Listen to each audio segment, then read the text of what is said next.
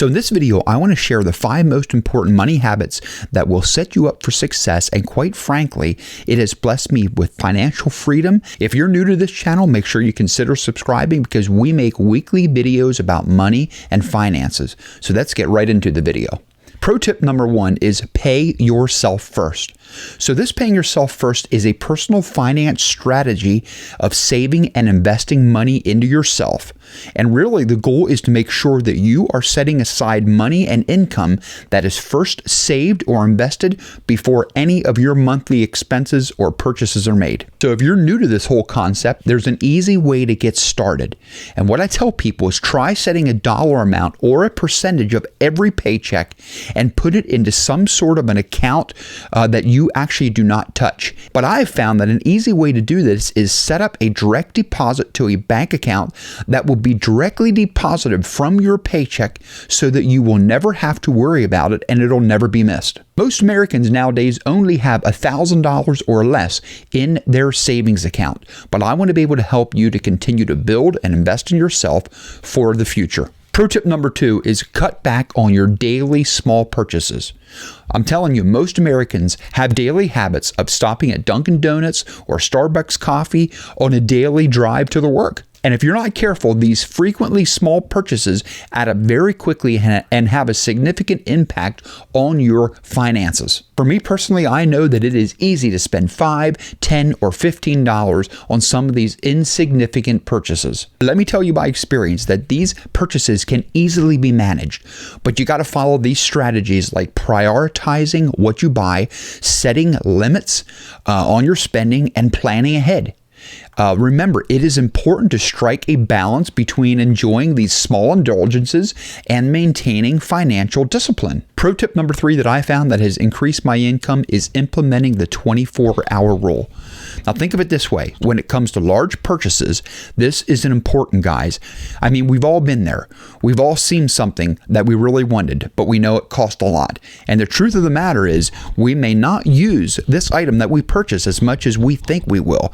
And really, it can just end up sitting around in the house. In fact, statistics say that most impulse buying compromises between 40 to 80% of all personal purchases. And I'm telling you, that comes to a lot of money. So here's the deal. If you want to curb your spending, start implementing the 24-hour rule. The 24-hour rule is a strategy.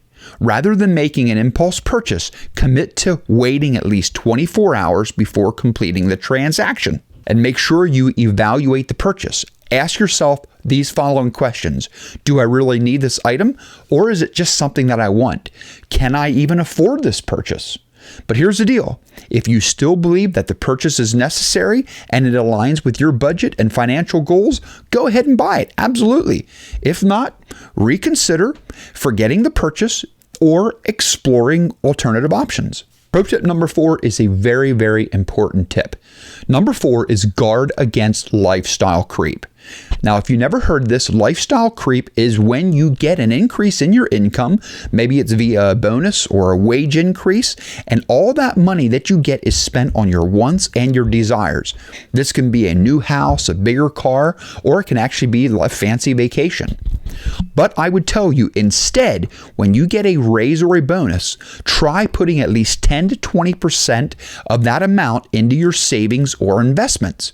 I promise you, you will not miss the money because you were never used to having it in the first place. But I want you to start developing a me first or an investment first mentality when it comes to your finances. Because I'm telling you, if you don't, you'll just get used to your new standard of living, and after a while, you will feel broke again. It's that simple. And pro tip number 5 is probably my favorite.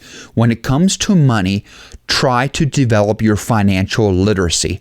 What I mean by this is, when it comes to money, learn all you can from the experts, because I'm telling you, this is what drives you to make informed decisions about your money. There is plenty of information and resources available to you, from the library to books to podcasts or the internet or online courses.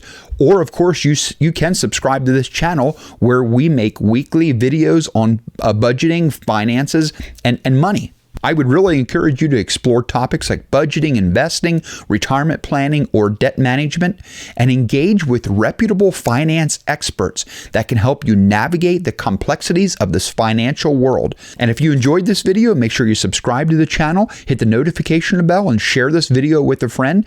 And make sure you let a comment below the video on what you have used to help you build your financial. And we will see you in the next video.